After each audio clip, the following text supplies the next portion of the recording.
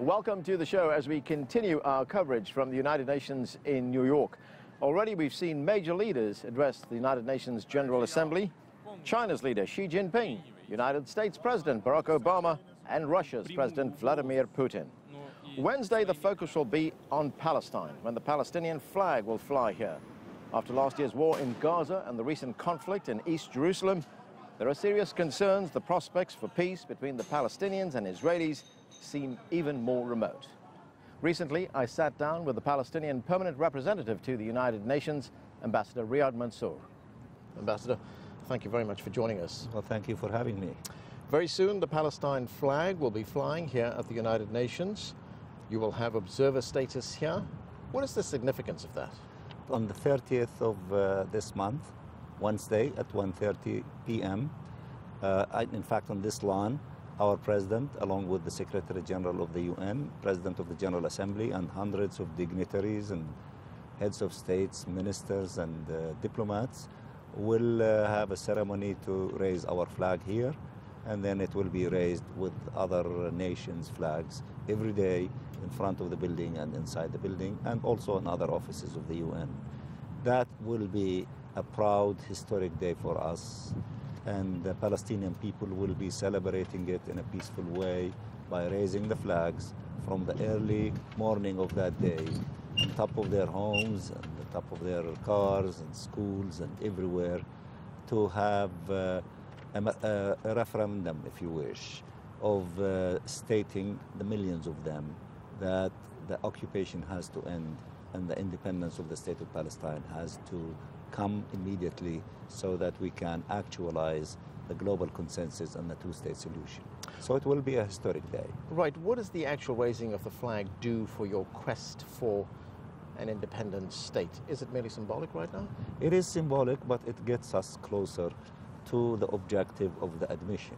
Of course, we could be admitted, if we have a recommendation of our application from the Security Council. There is a powerful country there, is still not convinced, and therefore they have the veto power not to allow the Security Council to recommend us for admission.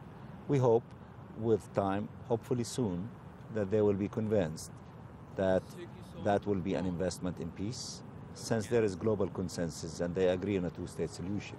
One state has been in existence since 1948, the other one should be admitted to the UN, and therefore to have two states and hopefully to have a peace agreement between us and the Israeli state.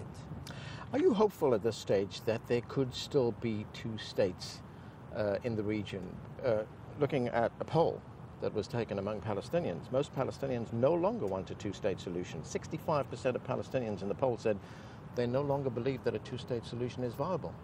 I think that, the Palestinians, when they see every day the expansion of settlement activities, the annexation of their land, the building of the separation wall, then and they see the intransigence of Israel and the extremism that we see in the government and by the settlers, then one cannot blame them for saying that they see that the two-state solution evaporating before their eyes.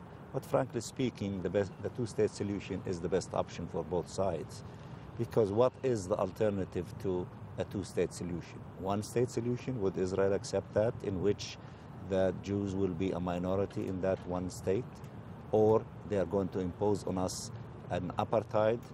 Would humanity accept today another form of apartheid after humanity defeated apartheid in South Africa? So if you look at these options, then although it looks very complicated, very difficult, far away, the best option is still the two-state solution. We need to separate, and we made the historic compromise by accepting to build our state on 22% of the land, which is the West Bank, including East Jerusalem and the Gaza Strip. That is a huge historic compromise that we made. We need to see a similar position from the other side so that we can allow peace to take place. You sound very optimistic about that. The New York Times reported not so long ago that the peace process is all but dead. It is, that the process is dead, but we have a beacon of hope of raising our flag. That gives our people hope to continue believing in the UN, to continue believing in peace, and to continue believing in peaceful negotiation. The other alternative is to push our people in the direction of extremism. We don't want to do that. And we should be rewarded for that noble position in the midst of extremism in our region. And that, I cannot guarantee you that that position will remain for a long period of time.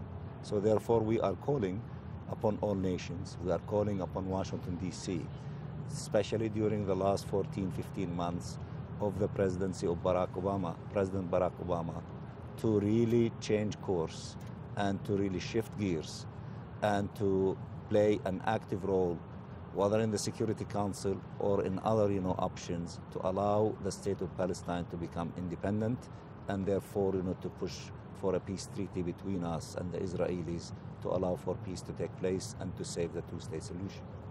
You say you are calling on Washington, D.C., calling on President Obama and the administration here to take a bigger role in achieving your aims. Are you disappointed that the United States has not made Palestine more of a priority, especially, as you pointed out, in the last 15 to 18 months? We were excited, at the beginning, the tenure of President Barack Obama, when he, gave his speech in the University of Cairo, when he gave a speech, several years ago in the General Assembly, in which he stated that perhaps a new member may be among you the following year.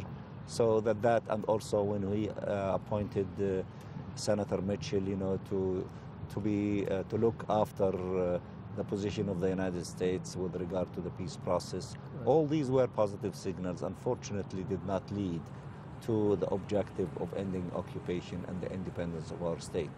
But still we have hope. We hope that he will do something in light of what he did on the Cuba file, in light of what he did in the Iranian file. So if you believe in collective approaches, especially with regard to Iran, and with regard to other places, including Geneva I, with regard to Syria, why shouldn't we have a collective approach, perhaps through the Security Council, to bring peace between us and the Israelis? But there have been serious obstacles to whatever President Obama has tried to do right here in the United States. Well, if these obstacles to continue dictating the policy, then, I think that we might be heading into a very, very ugly, scenario. If, God forbid, that we have eruption over Jerusalem of religious confrontation between extremists on the Jewish side and extremists on our side, then that would be the biggest gift to be given to ISIS in the region. They want religious confrontation over Jerusalem. Common sense and security for all, and even, for the foreign policy of the United States of America, is to avoid that. You cannot avoid that by giving us promises. You have to give us concrete things in the ground and the path of ending this occupation as quickly as possible and allowing our state to become independent. That is the positive alternative to the gloomy alternative of pushing that region into religious confrontation, which no one can predict where it will take us. You mentioned Europe. There is a French initiative on the table right now. What do you make of that? We think it's a positive, initiative. It calls for a collective approach. It calls for a time frame to end the negotiation, and we add to it to end also the occupation. And it wants to legislate the parameters and terms of reference for a political process. We did put before the Security Council a draft resolution which was not adopted for reasons that are known to us. The United States did not vote in favor, and contained some of the elements of the French, initiative. We hope that now, after President Barack Obama and the Congress finish the Iran file, that now that they can concentrate on our file and have a different kind of approach to allow the Security Council to be involved, to engage the French and the Arabs on a resolution of that caliber, and to have a collective process to hopefully open door for peace. Right, so where will that resolution take the process? Well, first of all, the French are suggesting, and it seems that there is accommodation by the Russians, to a certain extent the Americans, of having a support group or a Quartet Plus to meet on the 30th of this month in New York, which means that the P5, which the quartet has some components of it and others, 3 Arab countries Egypt, Jordan, Saudi Arabia, and the League of Arab States, and maybe other countries, to be the facilitators with the two parties, Israel and Palestine, and to open the door for a process with the guardianship of this collective process, similar to the 5+1 in the case of Iran, and hopefully to say that we cannot afford not to open doors for peace in the region, and therefore we want that process to go through this mechanism, and therefore to put the train on the track of meaningful, peaceful process. Now, the Palestine President, Mahmoud Abbas, is scheduled to address the United Nations General Assembly here in New York on the 30th. And after that, he will be raising the flag. Right. What can we expect in that address to the UN? I cannot dwell on that issue. You just have to wait and listen to the speech of the President. Is it going to be something pretty significant? I think that, yes, it will be significant. What about the situation domestically? The attempts to seek reconciliation with Hamas and Fatah. Where is that right now? Well, it's a roller coaster, but let me say that the national interest of the Palestinian people and the national interest of the Palestinian cause requires national reconciliation. We need to have unity, and we need to elevate ourselves to that level, and we need to accomplish it as quickly as possible. There are efforts in that direction. We need to maximize these efforts. We need to succeed in putting an end to the division and maintaining a strong national unity. We've talked about the role that the United States has played, that Europe is trying to play. What about the role of Egypt? Egypt is the biggest and most important Arab state. What is the role that Egypt is playing? Egypt is the big brother to all of us, to the Arab nations, and to the Palestinians. We appreciate everything that the Egyptian people and the Egyptian army and the Egyptian government have done in the past, they are doing in the present, and we believe that they can play. They have played in the past, but they can play a huge role in helping us to move towards, reconciliation and succeeding in that endeavor. We've seen some recent tensions between Israelis and Palestinians in East Jerusalem. Is there a risk of another uprising? Well, we see that the extremists in Israel cannot try to change the status quo on the most holiest site for us, on Al-Aqsa Mosque and Al-Haram Sharif compound. They're trying to impose a reality of dividing that compound and building, a Jewish temple there. That is so provocative and incitement, not against the Palestinian people and the Arab nation, but also the Islamic Ummah as a whole. This kind of reckless policy of incitement and provocation will be helping the extremist environment in the Middle East, and that would be pushing us into a religious confrontation.